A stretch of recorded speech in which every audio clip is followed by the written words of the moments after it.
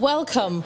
Drama as EFCC swoops down on Senator Rochas Okorocha, forcefully arrests him after breaking into his home in the Maitama area of Abuja, gaining entrance through the roof. Anti-graft agency explains siege to the senator's home, claims he jumped administrative bail and has refused to honor the commission's invitation ever since. Central Bank's Monetary Policy Committee raises benchmark interest rate to 13%, first time in over 2 years. And terrorists attack Dakudi village in Jibia local government area of Katsina State in an early morning attack. 12 people killed. On business news tonight, African leaders call for the allocation of special drawing rights to the African Development Bank to support the continent's economic growth.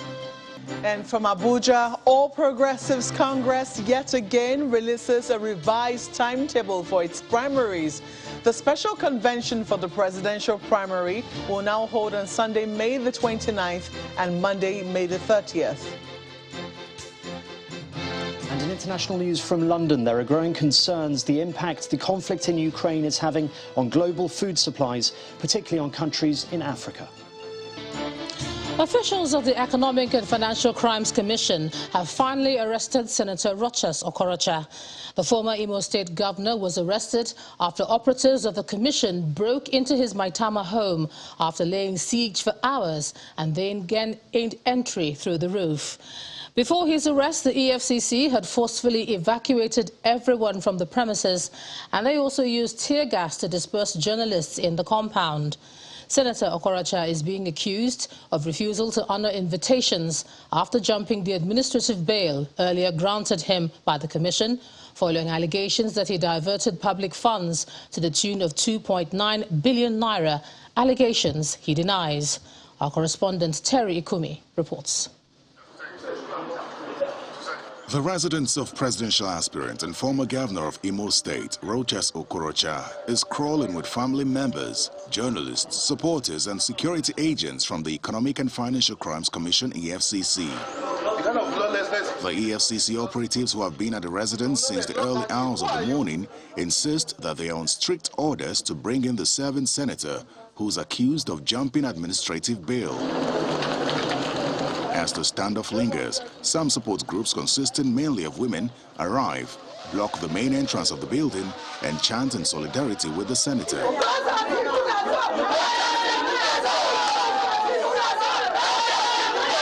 The security operatives, now determined to forcefully gain entrance into the building, appeal to the supporters to move away from the entrance. But their voices get even louder as they remain adamant. One of the officials gets off the phone, and the standoff, which had been rather calm, suddenly takes a wild turn as a forceful evacuation is implemented.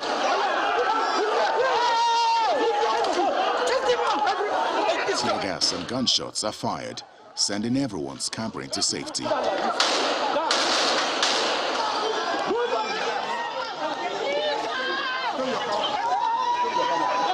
The chaos continues outside the gate as supporters of Mr. Okorocha defy the security agents and stay put.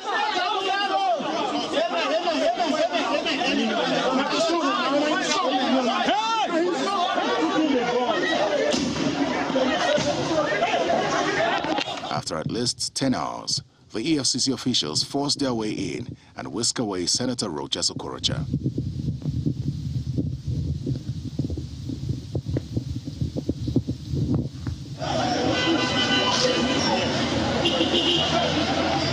Since leaving office in 2019, Senator Rochas Okorocha has been battling many allegations, including corruption and mismanagement of public funds by the EFCC. Terry Ikumi, Channels Television News. Now, it must have come as a rude shock to Senator Rochas Okorocha and his family as they woke up this morning to see their gates barricaded by the EFCC officials who had come to arrest him. The EFCC officers in their dozens laid siege to his home in Abuja, threatening to pull down the doors if he refused to submit himself for questioning.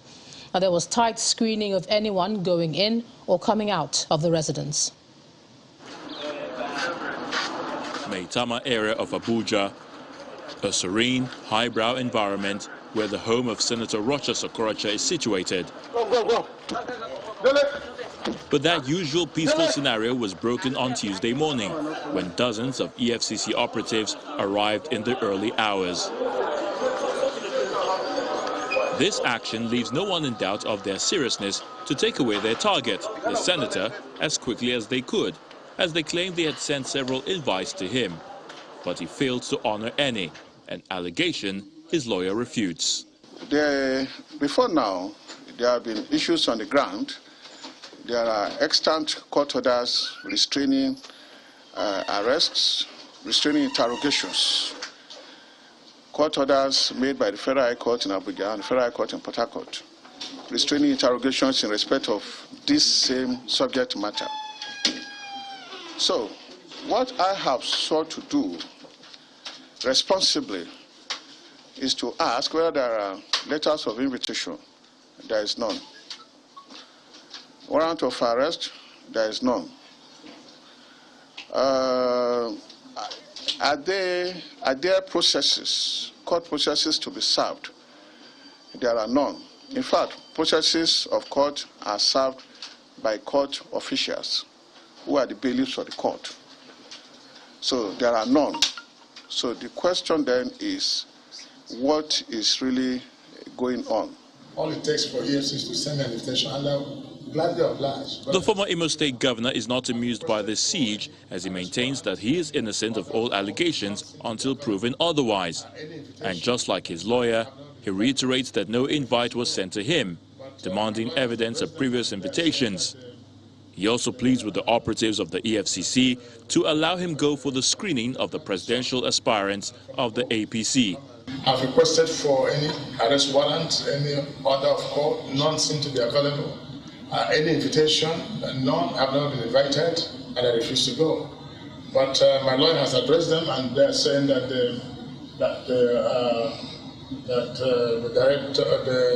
they had instruction from above to come and get me. So I don't know whether it's an arrest or an invitation.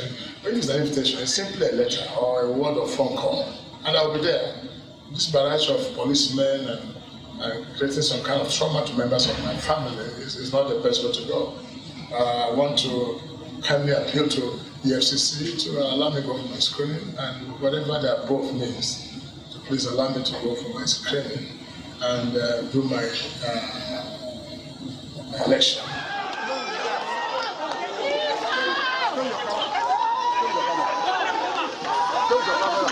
First, they fire tear gas to disperse journalists and his aides. Finally, they broke into his house, and moments later, he is arrested. The Economic and Financial Crimes Commission says it's investigating Senator Rochas Okorocha over allegations of a 2.9 billion naira fraud. But this siege seems to suggest that the anti-graft agency may well have another axe to grind with the serving senator. In the meantime, the Economic and Financial Crimes Commission has justified the arrest of Senator Rochas Okorocha today. A statement by the Commission's spokesperson Wilson Wajere reads in part, "The move followed the refusal of the former governor to honor invitations after jumping the administrative bail earlier granted him by the Commission." The Commission adds that on January the 24th, 2022, it filed a 17-count criminal charge bordering on diversion of public funds and properties to the tune of 2.9 billion naira against Senator Okorocha at the Federal High Court, Abuja. But attempts to arraign the senator were stalled twice, owing to the absence of the ex-governor, who evaded service. According to the EFCC, the judge at the last adjourned date of March the 28th, 2022, before adjourning until May the 30th, had warned that it was the last adjournment it will grant on the matter, which is why Senator Okorocha's arrest and subsequent trial had become inevitable. Now, before his travel today, Senator Okorocha once spoke about his encounter with the EFCC and had accused the Commission of witch-hunting him.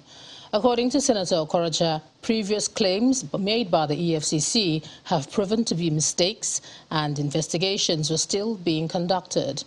He was speaking on Channels Television's program, Hard Copy. I guess if somebody else was a governor or somebody else was the name of state, this won't come up. But you know, EFCC is an investigation agency. If I write them today like Mokwe stole the property of Chanel, they will investigate you. They will come here and invite you. Just make a petition. And when they invite you, the world will no longer remember that maybe she's innocent. They'll just remember that, oh, she's a thief. That's not true. That's not true. And if it is true, one day invite EFCC, they are alive. Ask them, what has Rochas done? Where has he? What's wrong with this? They will tell you that men investigating allegations against Rochas Okorocha. You've obtained an injunction preventing them from prosecuting. It wasn't an injunction. What was there was, when I started first, even before I left office, out of some petition from these people, EFCC stopped my allowance for 3 months subvention and locked up the account and was paying salaries. That was where the problem started. That was in fact my first going to court. I said that can't be possible. It wasn't during the time of this present EFCC. Then passed, but EFCC is EFCC. But let me come before this sounds very diversionary. If you recall, EFCC said Rochas stole 7.9 billion. It was all over. People carried it. In fact, it was one of you that carried the news. Rochas stole 7.9. They covered 7.9 billion in my account. I called the EFCC, wrote them a letter, I said, show me. For more than 3 months, I said, write them, pop in the newspaper, show me. Today, EFCC have not shown where the 7.9. Well, after it was a mistake, they said. And it was, no, I'm saying this is public television. Nobody can prove that. Then they came back again. So they had a petition for 2.9 billion now. Rochas Okorocha stole 2.9 billion naira. Me. That is another thing that's what is on now. But why I went to court was the issue of that time. I said, you can't stop the account of a state and be paying salary direct.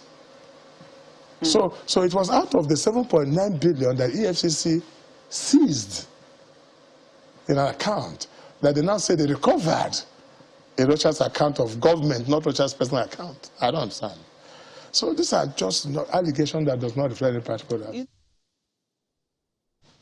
And as we keep an eye on today's dramatic events, the EFCC chairman, Abdul Rashid Bawa, is concerned that the commission is losing corruption cases on technical grounds. Mr. Bawa, at an event today, explains that the situation is frustrating the anti-graft war, but nevertheless, the commission is determined to crack down on all those who have looted the nation's treasury.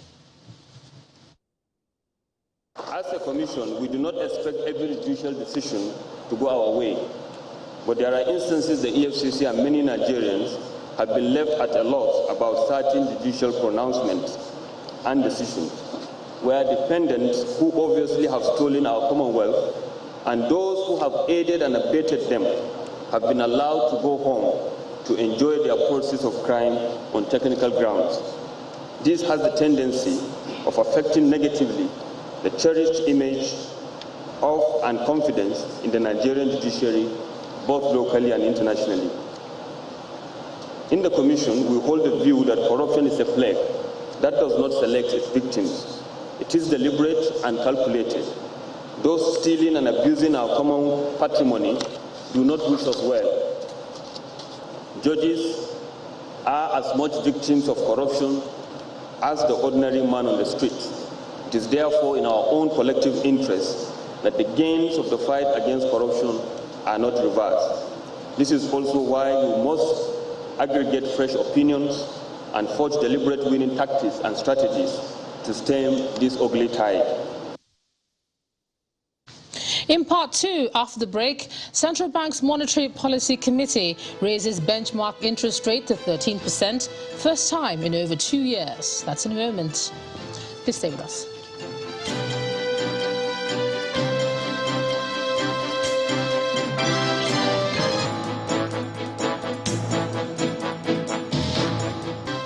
Welcome back. If you've just joined us, you're watching the news at 10 on Channels Television, coming to you live from Lagos. A reminder of our top stories. Drama as EFCC swoops down on Senator Rochas Okorocha, forcefully arrests him after breaking into his home in Abuja, gaining entrance through the roof. Anti-graft agency explains siege to the senator's home, claims he jumped administrative bail and has refused to honor the commission's invitation ever since. Central Bank's Monetary Policy Committee raises benchmark interest rates to 13%, first time in over 2 years.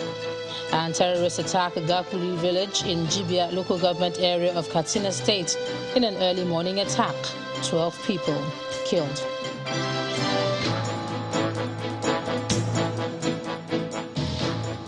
The Monetary Policy Committee has raised concerns over the nation's inflation rate, a situation which has seen the bank raise its monetary policy rate to 13% in a bid to mop up liquidity ahead of the 2023 general elections.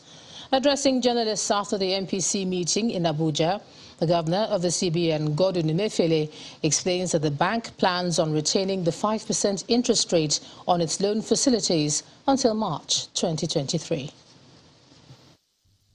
It's the third bi-monthly briefing of the Monetary Policy Committee for the year, which aims at intimating Nigerians on how far the economy fared in the past 2 months. The central bank governor starts the meeting with a look at how events in the international market is affecting the domestic market. Chief amongst these is the Russian-Ukraine war. The bank further disbursed the sum of 1.5 billion naira.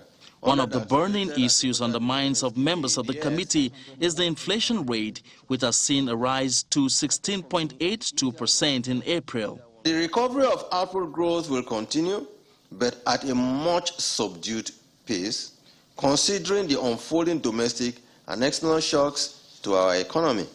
The sharp rise in inflation across both the advanced and emerging market economies has generated growing concern among central banks as the progressive rise in inflation, driven by rising aggregate demand and wage growth, is putting unsustainable upward pressure on price levels. Besides raising the monetary policy rate to 13.5%, the Apex Bank governor explains that its intervention in the agriculture, energy and power sectors, which is running into trillions of naira, is yielding results. He plans to leave the interest on loan facilities at 5%.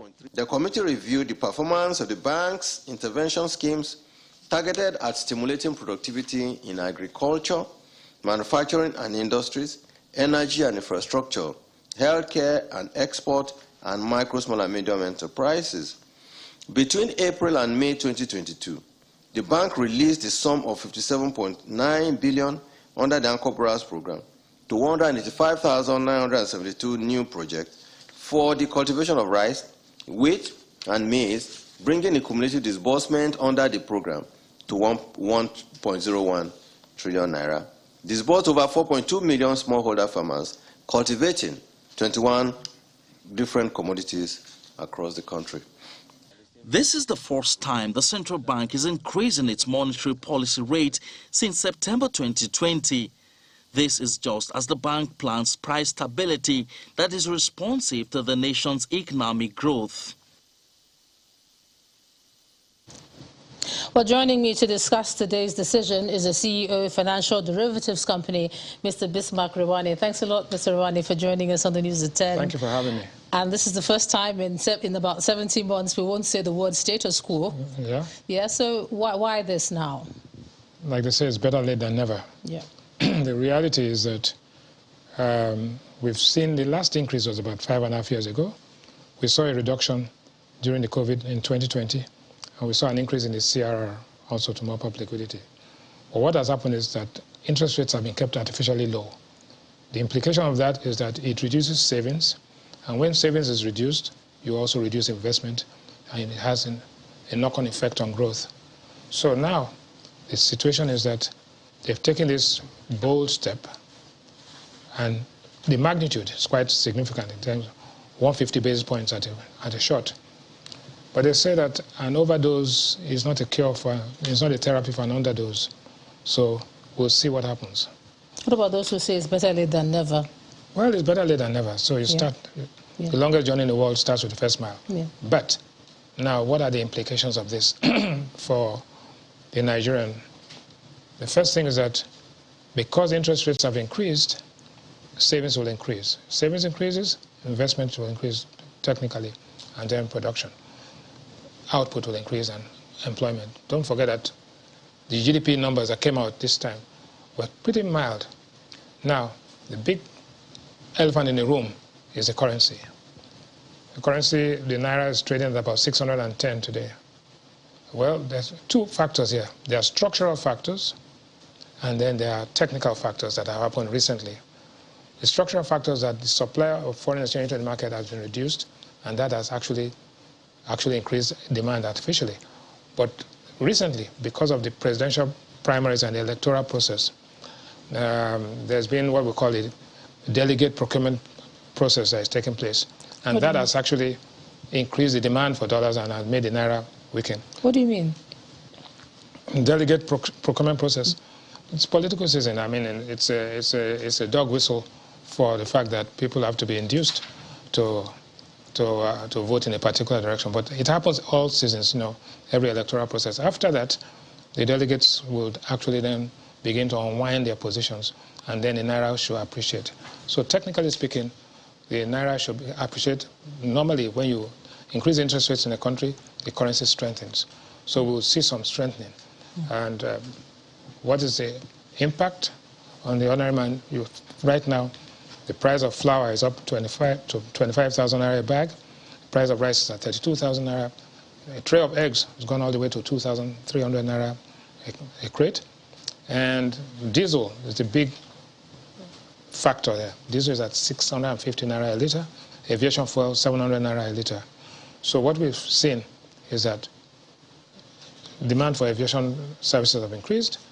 Rail, that was the alternative, declined because of what happened in Kaduna.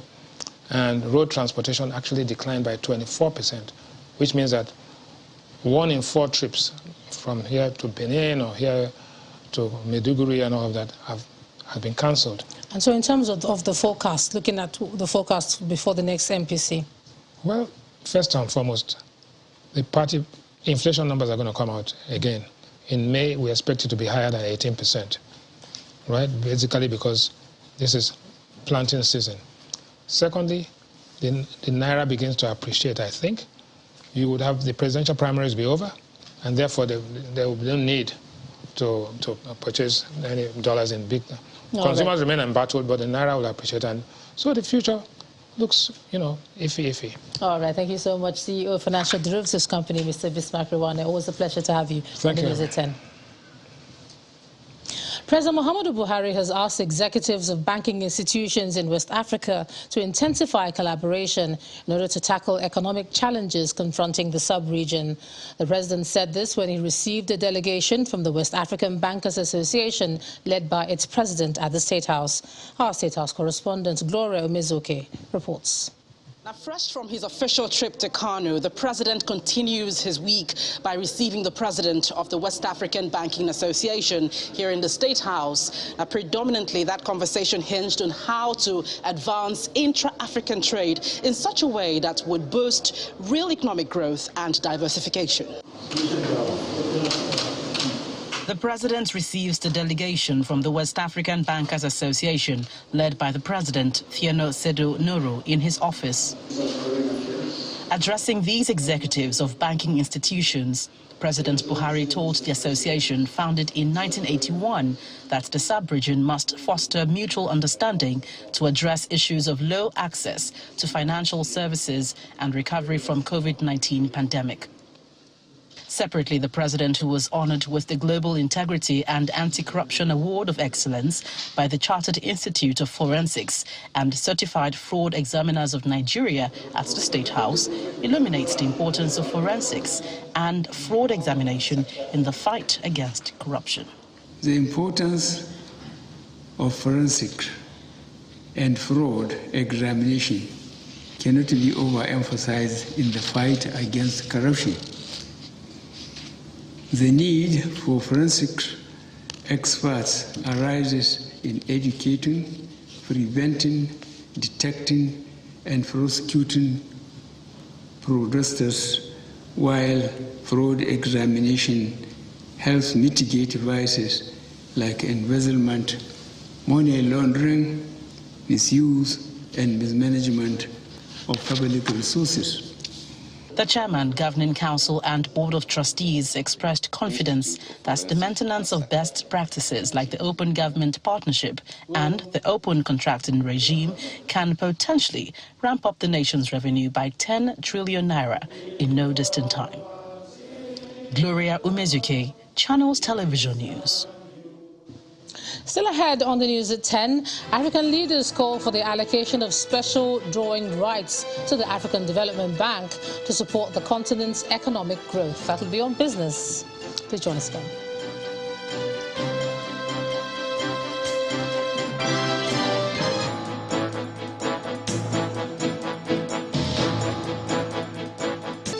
Welcome back to the news at 10. At least 12 persons have been killed by terrorists at Gakuri village in Jibia, local government area of Katsina State. The terrorists were also said to have burnt down farmlands belonging to the residents of the village during their early morning raid. Confirming the incident, the state police spokesperson Gambo Issa said among the victims killed by the terrorists were villagers who had attempted to escape. Crossing over to Abuja, here's Makwe Ogun Yusuf. Makwe?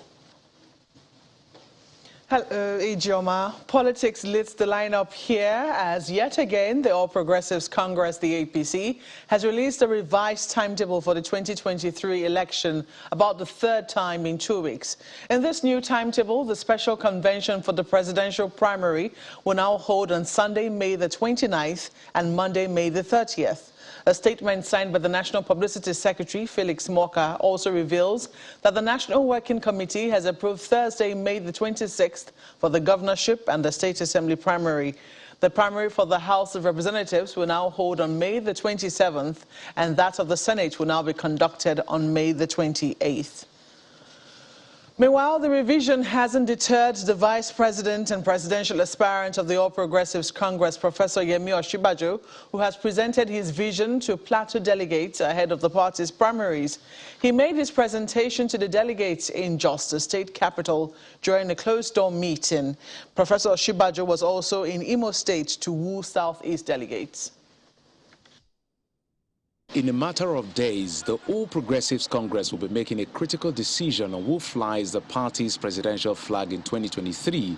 And the Vice President, Professor Yemi Oshibajo, is covering as much ground as possible to ensure he emerges as a preferred choice. Which is why he's here in just the Plateau State capital to ask these delegates to buy into his vision of transforming the country if given the opportunity.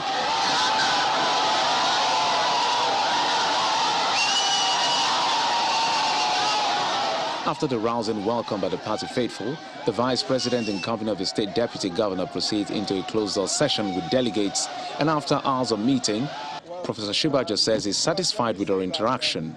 We had a very robust and very useful interactive session with the delegates. We had an opportunity to share ideas about the economy, about security, about healthcare, education, and a wide range of issues.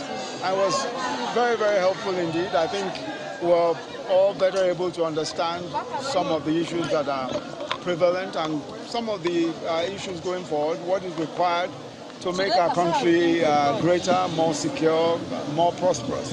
So I think it's been a very healthy and very happy engagement. And as you could see from the delegates in there, everyone was very happy. I'm happy too. And from Jos, the Vice President headed south to Imo State to woo delegates in the region. And after the courtesy visits and meetings with delegates, he says their conversation focused on nation building. It has been very fruitful.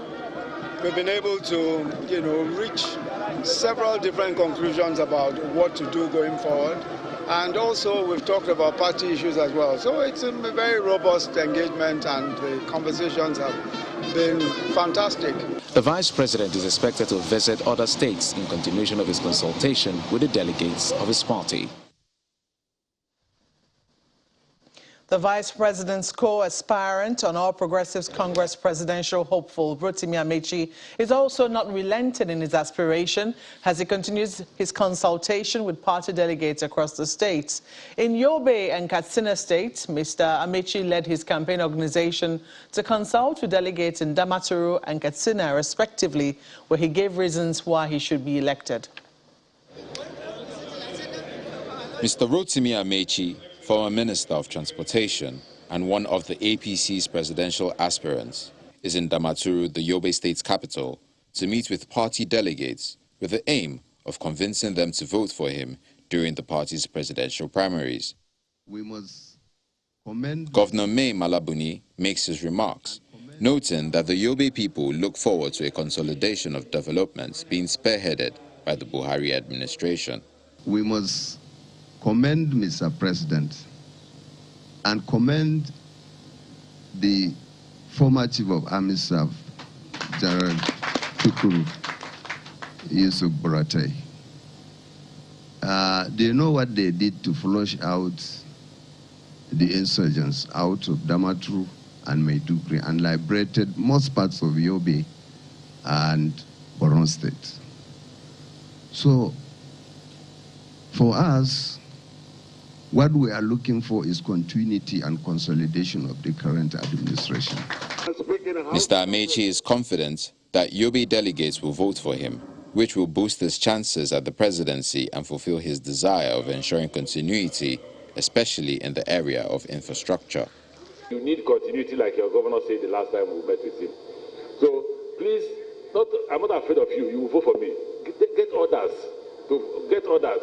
Kano, Jigawa, Katsina to vote for me, because even then they have railway. If they don't vote for me, it may not continue. Write it down now. The presidential aspirant also pays homage to the Emir of Damaturu, Hashim II El Kanemi, in his palace.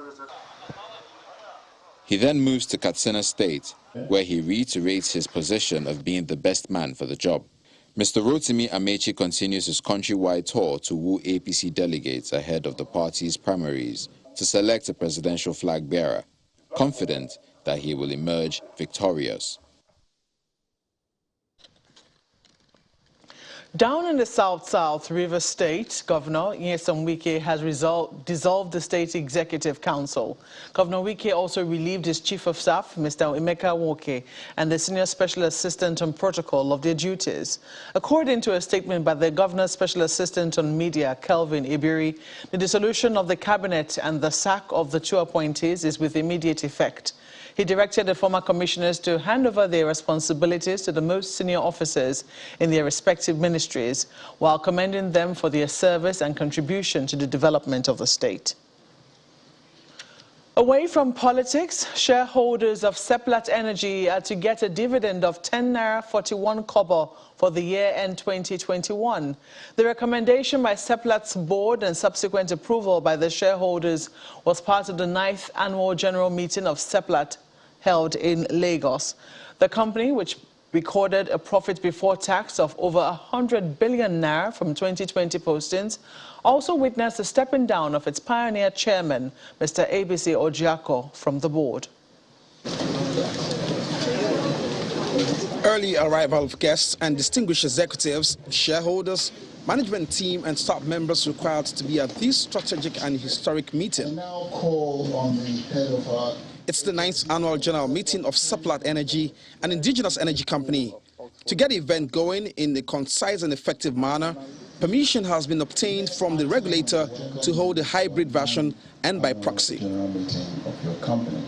The meeting is called to order and the business of the day begins. 10 resolutions were read for shareholders' consideration, and through an electronic voting system, all were adopted. 99.70% of shareholders present in person or by proxy voted in favor of that resolution. I hereby declare the motion carried.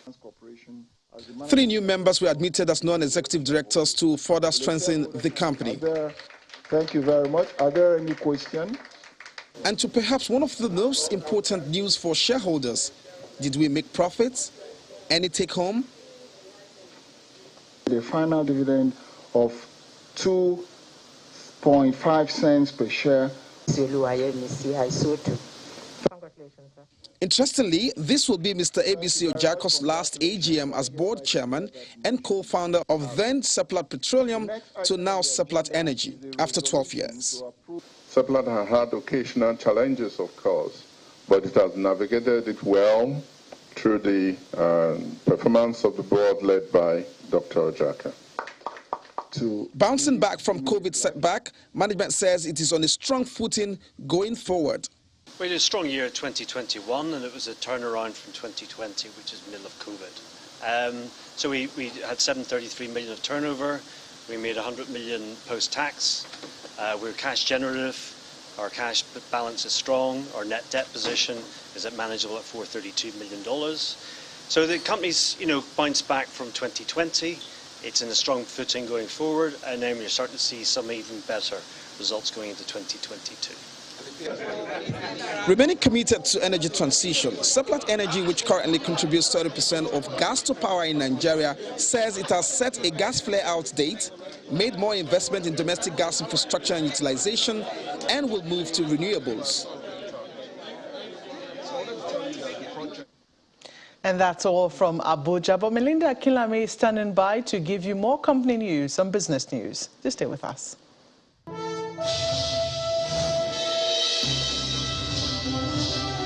Yes, indeed, Malpe. Welcome to Business News. African leaders attending the African Development Bank's 57th annual meeting have called for the allocation of special drawing rights to the bank to support Africa's growth. Speaking at the opening ceremony in Accra, Ghana, the Ghanaian and Tanzanian presidents both called for the AFDB to be at the forefront in developing the continent as it grapples with a number of challenges. At the stock market, MTN Nigeria, Dangote Cement lead 36 other losers as intense profit-taking hit equities at the Nigerian Stock Exchange. Ladi Williams has the details.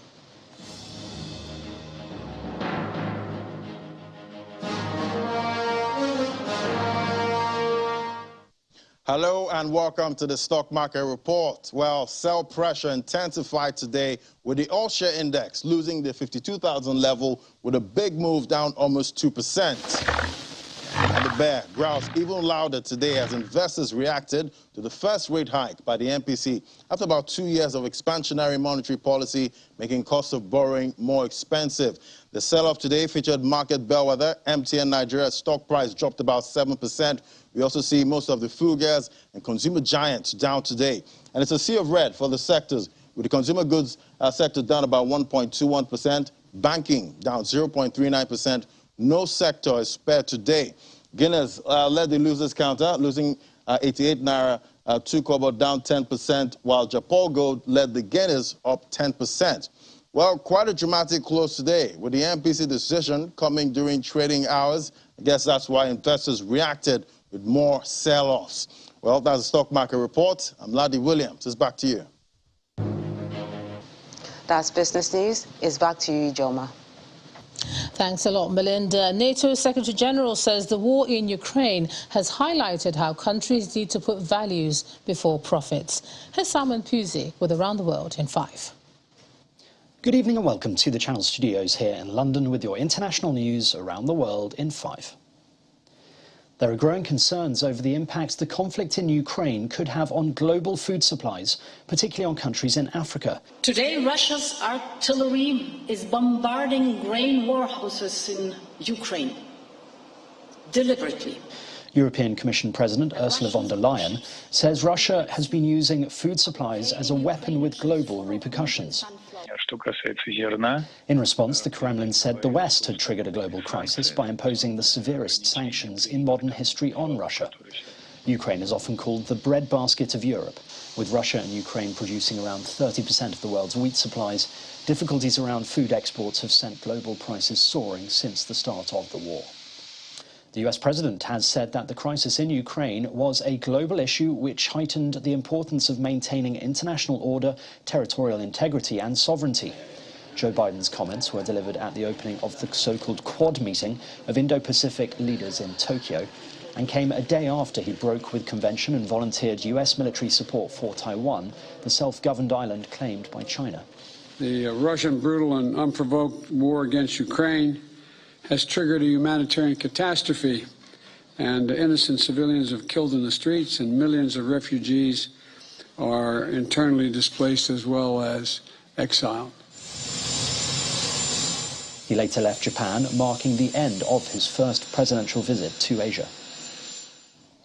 A Russian court has rejected an appeal from the Kremlin critic Alexei Navalny against a 9-year prison sentence he is serving for fraud and contempt of court. Navalny, by far Russia's most prominent opposition figure, was handed the jail term in March for large-scale fraud and contempt of court on top of 2.5-year sentence he was already serving. He denies all the charges against him and says they were fabricated to thwart his political ambitions. Iran has held a large funeral in its capital, Tehran, for the assassinated Revolutionary Guards Colonel Hassan Syed Kodai. His coffin was carried through the streets, surrounded by mourners earlier. Kodai was shot dead by 2 people on a motorcycle in Tehran on Sunday. The ISNA news agency said members of an Israeli intelligence service network had been discovered and arrested by the guards. The commander of the Revolutionary Guards, Hossein Salami, vowed to take revenge for the killing. Residents of Ghana's capital, Accra, awoke to the sound of heavy rain and flash flooding earlier, causing some residents to flee to higher ground. Seasonal rains in West Africa, which tend to start in June and last until October, often cause deadly floods in urban areas. There have so far been no casualties reported following the flooding. The UK Prime Minister is facing fresh questions after photos showing the Prime Minister drinking at an event during a COVID lockdown were published. The pictures are believed to show Boris Johnson at a leaving party on the 13th of November in 2020. The Metropolitan Police are facing calls to explain why Mr Johnson did not receive a fine for the party. A government source said the photos may have been taken by the official number 10 photographer. That proved Mr Johnson was there in a work capacity. There were chaotic scenes in London as the footballer Kurt Zuma arrived for the first day of his trial, where he is accused of abusing his pet cat.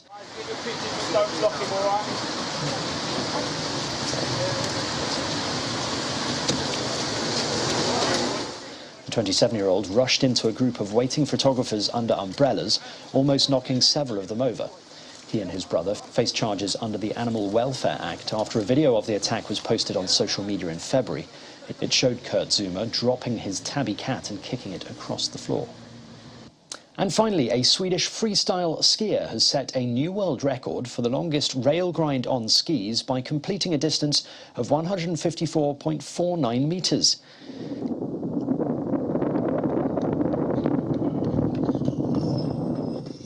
Jesper Jada has enjoyed a prolific career in competition with a 2022 Olympic slopestyle bronze medal.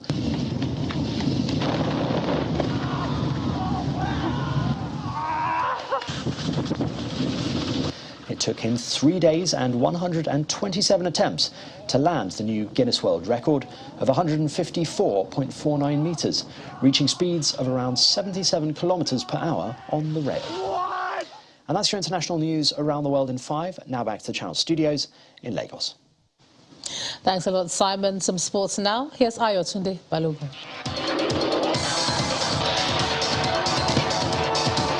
Italian club AS Roma hope to end a long drought on the European stage when they face Dutch club Feyenoord in Wednesday night's Europa Conference League final in Albania. Roma last played in the European final when they lost to Inter Milan in the 1991 UEFA Cup, while for Feyenoord it's its first European final since they lifted their second UEFA Cup trophy in 2002. Roma's Jose Mourinho is the first manager to take 4 different clubs to the final of a European competition. And West Ham defender Kurt Zuma has pleaded guilty to kicking and slapping a cat. Now, the 27-year-old pleaded guilty to 2 counts under the Animal Welfare Act when he appeared at the Thames Magistrate Court in East London this morning. And that's Sports News. I'm Ayotunde Balogun. Back to you, John.